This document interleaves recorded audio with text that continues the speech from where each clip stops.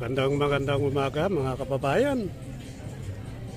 Dito tayo sa Reclamation, Manila Bay.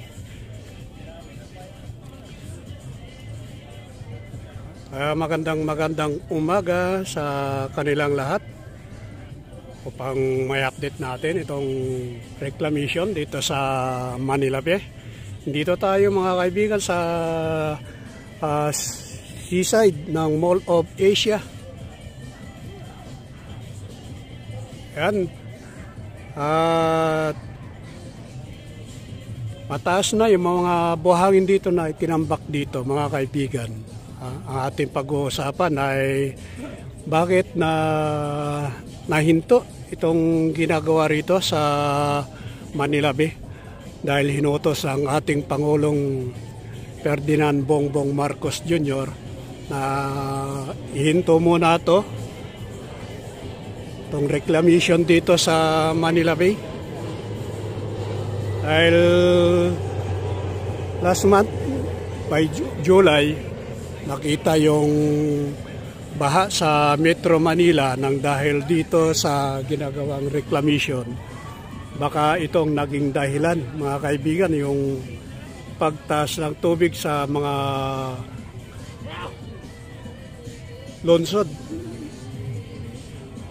labas ng Metro Manila ay sobra yung tubig, biglang bumaha ng halos lahat ng lugar dahil dito raw sa reclamation na ginagawa dito sa Manila Bay mga kaibigan. Kaya nahinto muna ng pansamantala itong ginagawa rito.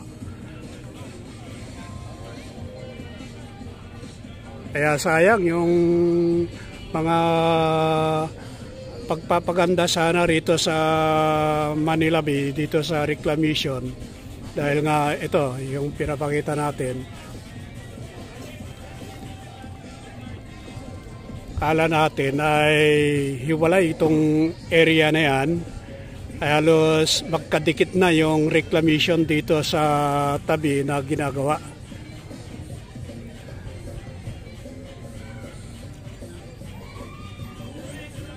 Ang taas-taas pa naman mga kaibigan, yung mga buhangin dito halos patapos na yung ginagawang reclamation na yan. Oh.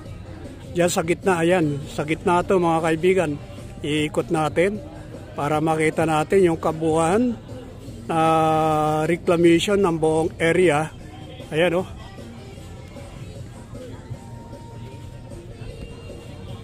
Sa gitna yan, dati kala natin hiwalay yung lugar na yan, ay buo na mga kaibigan. Yung ginagawang pagtatambak dito wala nang hiwalay, kundi dire-diretso na yung area na yan, no? Okay lang sana kung yung ginagawa na yan, yung reclamation sa gitna, na wala rito sa tabi, dahil yung reclamation dito sa tabi ay halos patapos na yung ginagawa rito mga kaibigan. Ayan, oh. Kitang-kita na natin yung kabuuan, buong paligid. Ayan yung dito sa tabi ito. Kaso ay magkadugtong na mga kaibigan dito sa gitna at tabi. Kaya na-stop yung gawa lahat dito. Pina-stop ng ating Pangulo at pag-uusapan pa kung ano ang gagawin dito sa buhangin na yan. Ayan, oh, napakataas. Sayang, maraming lugar na bumaha sa dumaan na bagyo at habagat. Halos isang buwan na umulan ng buwan ng July, at marami pa hanggang ngayon ang bahang lugar mga kaibigan.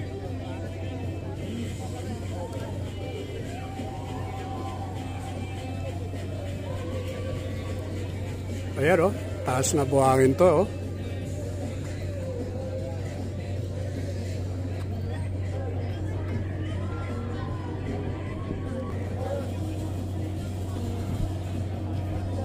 napakalaking buhangin ito yung nandito mga kaibigan. At napakataas. Halos patapos na nga itong ginagawa rito sa tabi dahil ayan, nandyan yung mga materialis nila.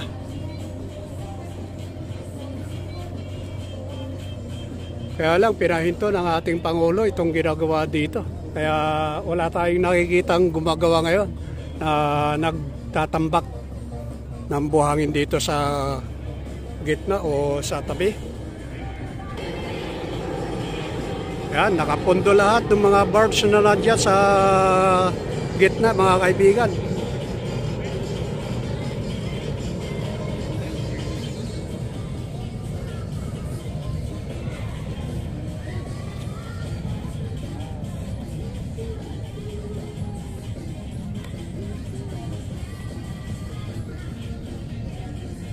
Dito sa area ng Cavite, naka-standby itong mga birds, mga kaibigan dito.